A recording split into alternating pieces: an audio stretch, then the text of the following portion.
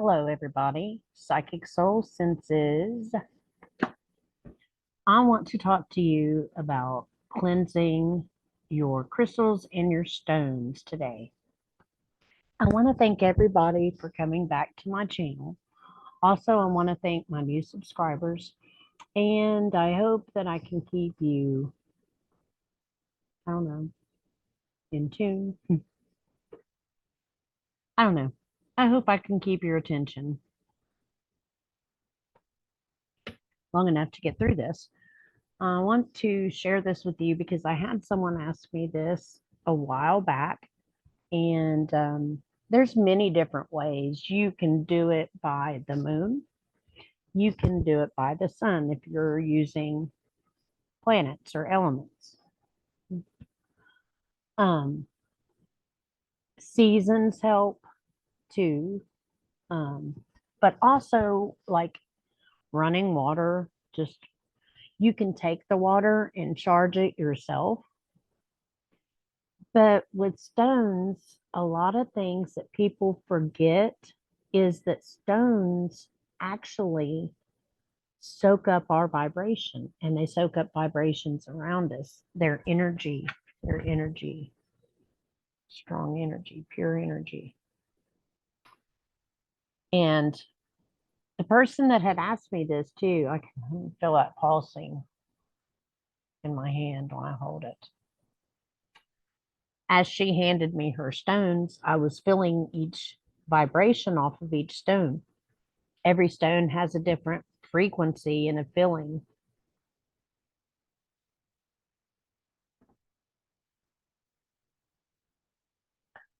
So you really don't want to cleanse your stones. Say if the stone has served its purpose or is serving its purpose and it's clearing negative energy, and when you hold it, you don't feel anything negative from it or bad from it, then it's done its job. I wouldn't I wouldn't take and cleanse the energy off of it if it's your energy that's on it. Does that make sense? You want to be picky and choosy about the ones that you do want to cleanse and recharge. Recharge is the point. You're going to recharge your crystals with your essence. You want to, and you can also take away with your essence. So, depending on what hand you do the most work with, if you're right-handed, you're going to use your right hand to charge a crystal with your energy. Okay. And if you're left-handed, you're going to use that hand to take energy out of it. So, because I like to do that with when you're doing a lot of energy work, when you're dealing with energy work, you have to activate the centers of your palms. You have to activate those energy centers. Whew. When you do, you'll feel the energy going down your arms. And then you can push or pull. And I did it the wrong way. Pull, push energy as needed, right? So it's funny. Our bodies are tricky little energetic things. And depending on that's how words are spell crafting or spell binding or spells in their own right because the vibration, the frequency. Okay, so you have someone that speaks of love. You can feel the vibration of love compared to hate. Hate. It even shifts my energy when I switch the word band from high to low. So you want to be in a clear mind. when you're cleansing your stones, and you want to remember that each stone has its own frequency as its own base anyways, but you're going to add to it your frequency and the frequency of your surroundings and other people that come in and out of your surroundings. My amethyst, I love amethyst. Amethyst is awesome. This crystal, this stone, I feel it pull anybody working with energy. You put this on your third eye, you'll feel it pull. I learned all that on my own. I was never taught any of that. I learned it on my own. And then I went and got certified in energy healing. And the whole thing I knew, but I wasn't taught like I was self-taught. As most of parapsychology and the stuff that I get into is self-taught. That's all it is. And it's interesting because the reason it has to be self-taught is because it's been such woohoo, but I've studied it my whole life, and I've learned more about reality and life through the spiritual and the parapsychology and the paranormal than I have through so-called reality. So anyways, I'm going to share this with you real quick.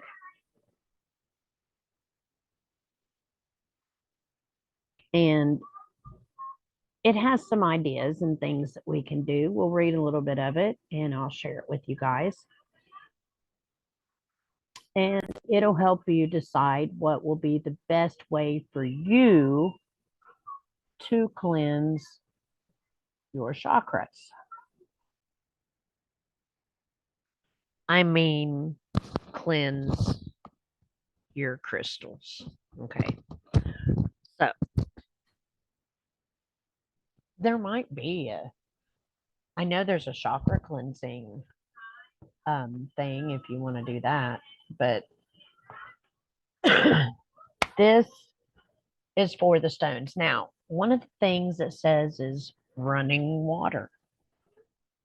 But my favorite water to use is something like creek water or river water because it's flowing from the earth.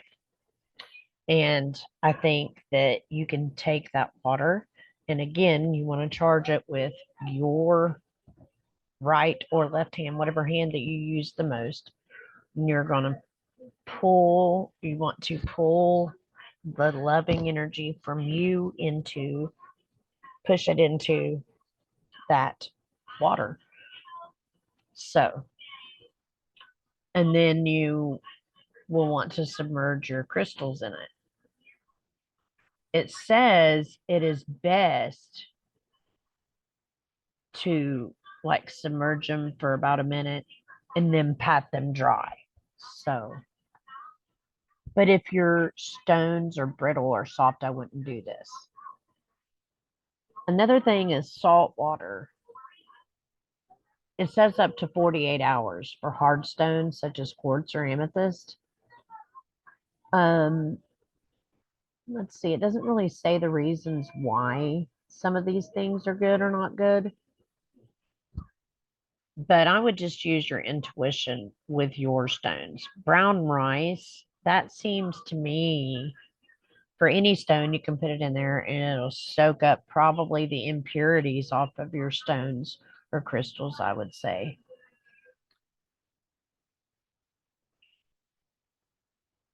Ooh, the rice would absorb the energy you're trying to eradicate. Okay, I see. I've never heard that before. See, it's right here. Said to have absorbed the energy you're trying to eradicate. Okay, so that's cool. That's cool there. Let's see.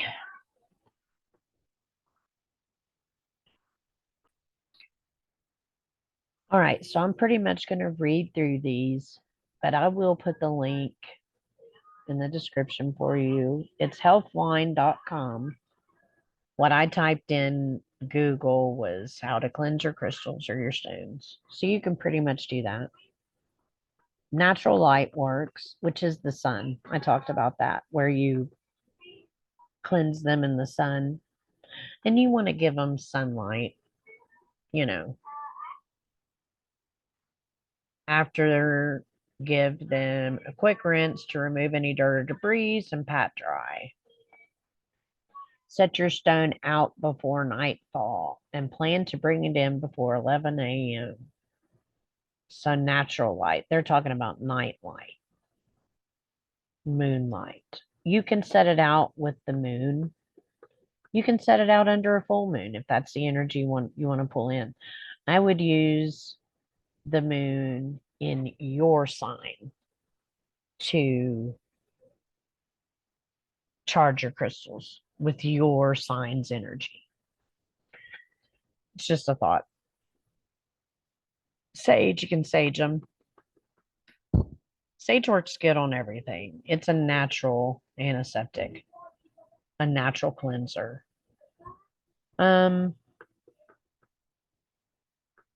Sound. I've never heard this before, but allows a single pitch or tone to wash over the area, bringing it into the same vibration as the tone. I like that. Might be good. Using a larger stone. Quartz clusters, amethyst geodes, cellulite slabs can be great tools for clearing smaller stones. I never heard of that. Using smaller stones. I mean, I guess because your quartz is to pull negative energy, and your slag, your black slags, um,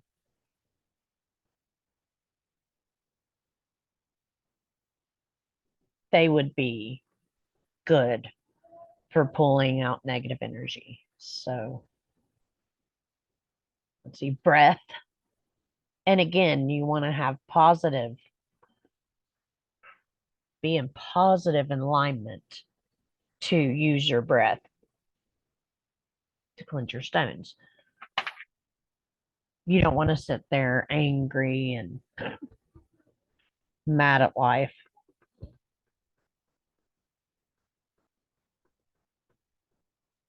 Visualization. It's a good one.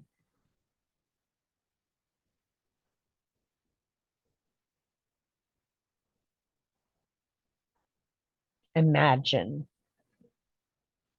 And I said this in a video. I haven't posted it yet, but I did. I do a lot of visualization anyways, so this would work for me. I'll post the video later. How to program your crystals. Now, I thought this part was really good because when you program your crystals, you want to set an intention for your stone that can help connect with its energy and restore your own sense of purpose, right? So you may feel comfortable holding the stone in your hand as you meditate. Again, your right hand or your left hand, depending on what's most prominent for you, or placing it on your third eye, your chakra, right there, center of your forehead. You can also lay back and allow the stone to rest in the corresponding chakra. That's good. I did that. I liked that. It also helps balance out your chakras by using stones. So you could be killing two birds with one stone. I don't like the killing the bird, but whatever. Taking care of, yeah, we don't want to kill a bird, but you know what I mean. So whatever. Taking care of two purposes with one stone. Anyways, it's not as funny, but whatever. So if your stone feels heavier than expected, like it's lost its shine, it may benefit from a little energetic activation. Try lending it some of your own energy by speaking to it, singing to it. They have their own energies, anyways. There is a spark of life in that crystal. So I see how singing to it loving it, loving your crystal, giving it joy. I mean, you could do that to plants, so I guess you could do it to crystals too, and it helps. How often do I need to cleanse my stones? The more often you use the stone, the more energy it collects. That's something to think about. What is the best method for cleansing stones? Let's see, that would be find a method that resonates with you. That's true. Find a method that resonates with you and use it the most. How do I know when a stone is cleansed? The stone should feel energetically and physically lighter to the touch. This is true. And what should I do with my stones after they've been cleansed? Find mindful places to keep your stones. If you keep them near windows or plants so they can absorb this natural healing energy, otherwise, place the stones around your home, office, or space in a way that aligns with your intentions. I like that. And so a lot of people do misuse their stones by not putting them in places that do align for their best interest. Like, so if you are wanting, to do more energy with your third eye, you're going to want to have more amethyst around you. That helps with that. If you're wanting more of the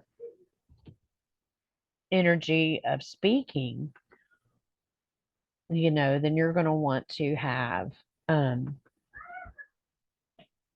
more of the blue stones around you, because that's your voice. So, anyways, I hope this was helpful. I hope you enjoyed it. I am busy today. I'm going to be shooting some more videos. This one will go up later on. I hope you got something from it. I dedicate this video to Susan. And remember, be the reason someone believes in good people. And I will see you in the next one. Goodbye.